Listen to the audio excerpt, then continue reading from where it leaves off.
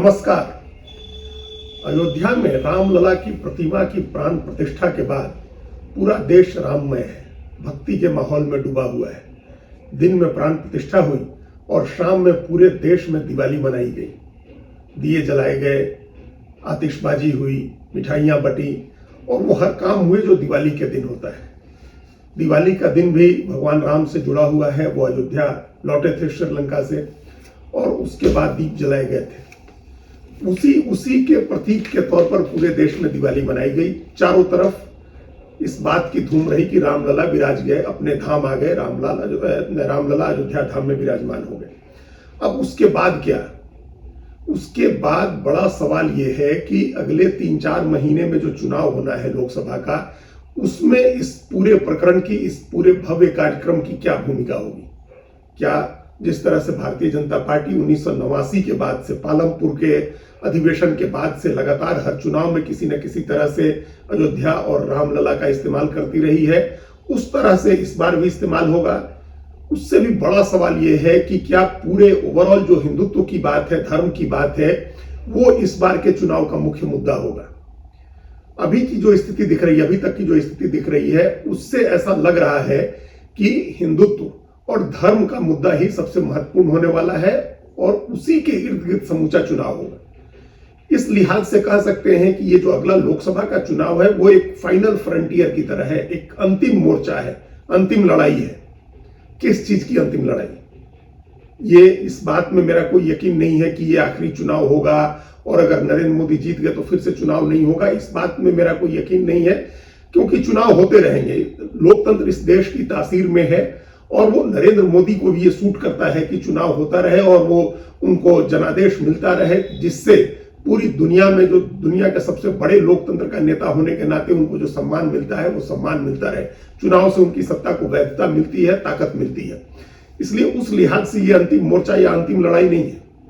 जिन चीजों को लेकर के इस देश की राजनीति में मुख्य रूप से कॉन्फ्लिक्ट रहा है, मुख्य रूप से जो संघर्ष रहा है, और जब से भारतीय जनता पार्टी एक धुरी बनी है, एक छोर एक केंद्र भारत की राजनीति का, तब से जिन चीजों को लेकर के संघर्ष चलता रहा, जिन चीजों पर लड़ाई होती रही है, उनका ये अंतिम मुकाबला है। इस मुकाबले के बाद वो सारा विवाद, सारा डिस्प्यूट सेटल हो जाएगा। और वो 2-3 चीजें हैं जो जिनको लेकर के कॉन्फ्लिक्ट रहा है जब से भारतीय जनता पार्टी राजनीति की एक धुरी बनी है।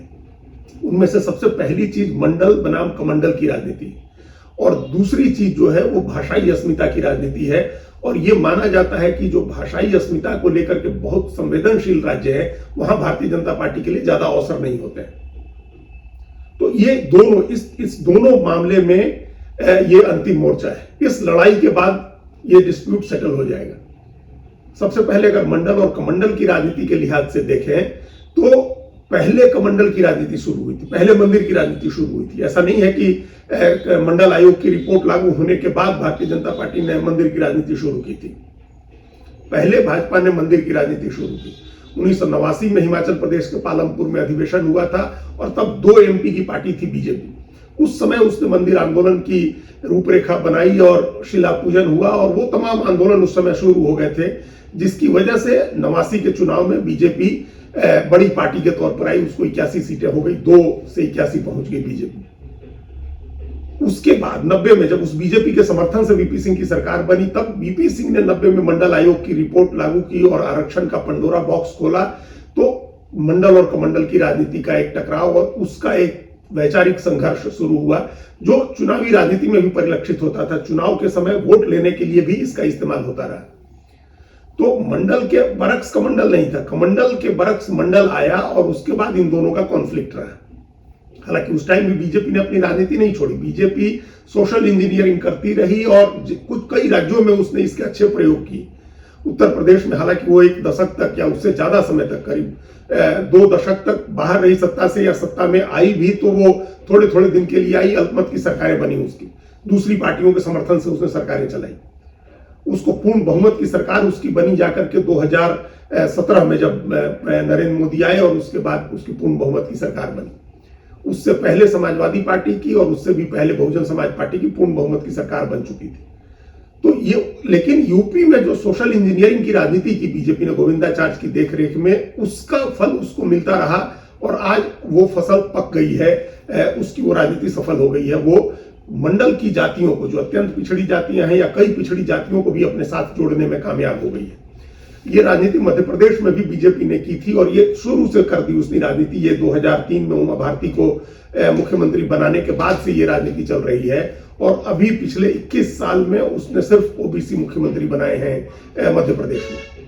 तो उसकी जो सोशल इंजीनियरिंग की राजनीति थी वो बिहार में जरूर पिछड़ी रही, क्योंकि नीतीश कुमार को जब से बीजेपी ने अपने साथ जोड़ा, उनके नाम की राजनीति की, तब से नीतीश कुमार ने बहुत होशियारी से बिहार में बीजेपी को सामाजिक समीकरण नहीं बनाने दिया, उसको सोशल इंजीनियरिंग नहीं करने दी।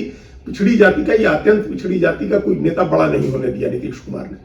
तो हालांकि अब बीजेपी ने शुरू कर दिया है, अब उसने सम्राट चौधरी को अध्यक्ष बनाया है जो गैर यादव पिछड़ी जाति से आते हैं और अत्यंत पिछड़ी जातियों को भी महत्व देना शुरू किया है। 24 अक्टूबर को यानी कल ही भारतीय जनता पार्टी भी कर्पूरी ठाकुर की जयंती पर बड़ा कार्यक्रम कर रही है।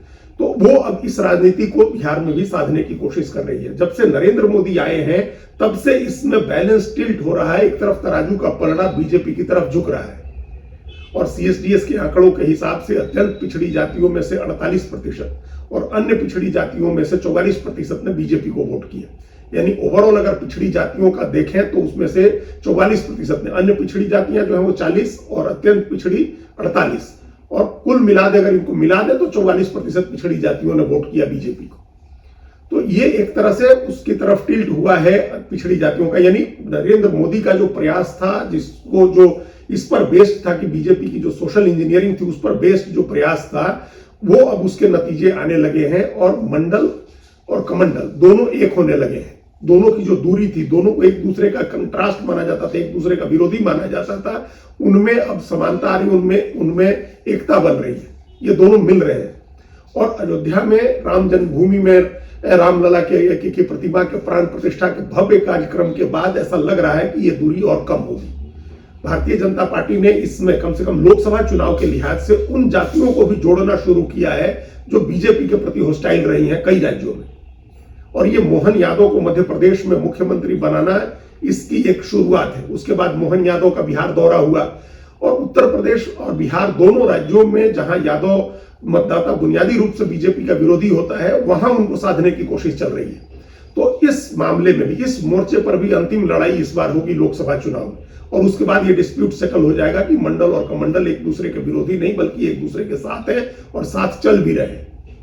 अगर ऐसा हो जाता है तो फिर मंडल की राजनीति करने वाली कई जातियों के अस्तित्व पर सवाल खड़ा हो जाएगा और कांग्रेस पार्टी को भी इस बारे में सोचना होगा कि वो जो अभी राहुल गांधी जिस तरह से ओबीसी का नगाड़ा बजा करके चुनाव लड़ने या राजनीति करने की तैयारी कर रहे हैं, उनको इस पर सोचना होगा कि अब ये जो जातीय गणना और आरक्षण वगैरह की राजनीति है उसका आधार धीरे धीरे सिमटता जा रहा है और वो जातियां भी हिंदुत्व के रंग में, मंदिर के रंग में रंगती जा रही हैं।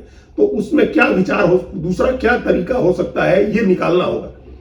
ये एक दुर्भाग्य रहा है कि चाहे कांग्रेस हो या दूसरी पार्टियां हो, भारतीय जनता पार्टी के उभार के दौर में कोई वैकल्पिक विचार उन्होंने पेश नहीं किया। उनके पास सिर्फ जाति का मंडल कमीशन या जाति का एक आधार था, भाषाई अस्मिता और भाषाई पहचान का आधार था, जिन राज्यों में भाषाई अस्मिता वाले राज्यों में बीजेपी की कमजोर स्थिति को देखते हुए इसके अलावा कोई विचार नहीं पेश किया। कोई वैकल्पिक आर्थिक नीति, कोई राष्ट्रीय सामरिक नीति, कोई सुरक्षा नीति, किसी तरह की कोई नई चीज नहीं है। उसमें दोनों बीजेपी और कांग्रेस में फर्क करना मुश्किल है। तो इसी वजह से अब नई राजनीति का समय शुरू हो सकता है इस चुनाव के बाद। जो दूसरा मामला है भाषाई अस्मिता का, जिस पर माना जाता है कि बीजेपी कमजोर है और उसी से जुड़ा हुआ है उत्तर दक्षिण का विवाद, वो भी ये सेटल हो जाएगा इस चुनाव में। उत्तर दक्षिण का विवाद ही एक तरह से भाषाई अस्मिता का विवाद है, क्योंकि ज्यादातर भाषाई अस्मिता की को असर्ट करने वाले राज्य दक्षिण भारत में है। हालांकि उसमें भी कम से कम एक राज्य कर्नाटक ऐसा है जहां बीजेपी ने पहले से अपनी पहचान बना रखी है और भाषाई अस्मिता वाले दो और राज्य हैं, महाराष्ट्र और गुजरात, जहां पहले से बीजेपी काफी मजबूत है। उसके बाद और जो राज्य हैं जैसे पश्चिम बंगाल है, बहुत संवेदनशील है भाषाई पहचान को लेकर के, वहां भी पिछले लोकसभा चुनाव में भारतीय जनता पार्टी को 18 सीटें मिली और 40% से ज्यादा वोट मिले थे। विधानसभा में भी चुनाव में भी 38% वोट और 77 सीटों के साथ वो एक बड़ी मजबूत ताकत बन के उभरी हुआ। तो भाषाई अस्मिता के राज्यों में भी धीरे धीरे बीजेपी मजबूत हो रही है, चाहे महाराष्ट्र हो, गुजरात हो, पश्चिम बंगाल हो, कर्नाटक हो। तेलंगाना में भी वो 13% वोट की पार्टी है और जब लोकसभा चुनाव की बात आती है तो उसका वोट बढ़ जाता है। पिछले लोकसभा चुनाव में उसने 17 में से 4 लोकसभा सीटें जीती थी और इस बार वो फॉल्ट लाइन जो है सांप्रदायिक ध्रुवीकरण का वो बहुत स्पष्ट दिख रहा है और राम मंदिर के बाद बीजेपी के लिए वहां भी मौका बन रहा है। उसकी परीक्षा होगी कि वहां बीजेपी कितना इस बात को भुना पाती है राजनीति में ले जाकर के इस मामले। उसके बाद अब कुल मिलाकर के 3 राज्य ऐसे हैं दक्षिण भारत के, आंध्र प्रदेश, तमिलनाडु और केरल, जहां बीजेपी अपना आधार नहीं बना सकी है और वो भाषाई अस्मिता की वजह से हुआ है। बीजेपी की राजनीति वहां नहीं पहुंच सकी है। तो आप देखें कि इस बार के चुनाव की तैयारियों के लिए नए साल में जो बीजेपी का अभियान शुरू हुआ, प्रधानमंत्री नरेंद्र मोदी का जो अभियान शुरू हुआ, वो इन्हीं 3 राज्यों के इर्द गिर्द घूम रहा है। वो इस महीने की 24 तारीख तक, 23 तारीख तक 2 बार तमिलनाडु की यात्रा कर चुके, 2 बार केरल की यात्रा कर चुके और 1 बार आंध्र प्रदेश गए। जब से राम जन्मभूमि के प्राण प्रतिष्ठा के लिए उन्होंने अनुष्ठान शुरू किया 11 दिन का, उस अनुष्ठान की अवधि में वो इन तीनों राज्यों में 1-1 बार गए और उन्होंने इसको अपनी आध्यात्मिक यात्रा बताया। मतलब ये रामायण की आध्यात्मिक यात्रा से उन्होंने इसको जोड़ दिया। वो उन तमाम जगहों पर गए जो रामायण के किसी न किसी पात्र से या किसी न किसी घटना से जुड़े हुए और उन सभी जगहों पर जाकर के उन्होंने पूजा की। आखिर में जिस दिन समापन किया उन्होंने अनुष्ठान का, प्राण प्रतिष्ठा से पहले वो राम सेतु की जगह पर गए, धनुषकोडी, जहां जाकर के उन्होंने पूजा की। तो ये तीनों राज्यों पर उनका फोकस है। इन तीनों राज्यों में, हालांकि इतना बड़ा देश है, इतना विशाल देश है कि किसी भी पार्टी के लिए यह संभव नहीं है कि वो पूरे देश में समान रूप से शक्तिशाली हो, ताकतवर हो। कांग्रेस भी अपने अच्छे दिनों में समूचे देश में बहुत शक्तिशाली या बहुत ताकतवर नहीं थी। तो इसलिए अगर 3 राज्यों में बीजेपी की स्थिति कमजोर है तो इसका यह मतलब नहीं है कि वो राष्ट्रीय स्तर पर कमजोर पार्टी है। उसने कई राज्यों में, ये जो भाषा वाला विवाद है, जो उत्तर दक्षिण का जो विवाद है, उसको सुलझाने की कोशिश की, वहां जाकर के कनकर करने की, मतलब उन क्षेत्रों में जीतने की कोशिश की है जहां उसको कमजोर माना जाता है और कहा जाता है कि भाषाई दृष्टि, भाषाई अस्मिता वाले राज्यों में बीजेपी अच्छा नहीं कर पाती है।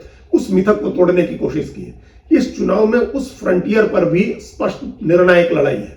उत्तर दक्षिण का जो मामला है और ये कहा जाता है कि बीजेपी दक्षिण में कमजोर है या भाषाई अस्मिता वाले राज्यों में कमजोर है, उस मिथक को खत्म करने के लिए बीजेपी लड़ेगी। दूसरी तरफ जो दूसरी पार्टियां हैं, चाहे कांग्रेस हो या दूसरी विपक्षी पार्टियां हैं, वो लड़ेंगी अपने इस मिथक को बचाए रखने के लिए कि जो भाषाई अस्मिता असर्ट करेंगी वो, ताकि बीजेपी को रोका जा सके।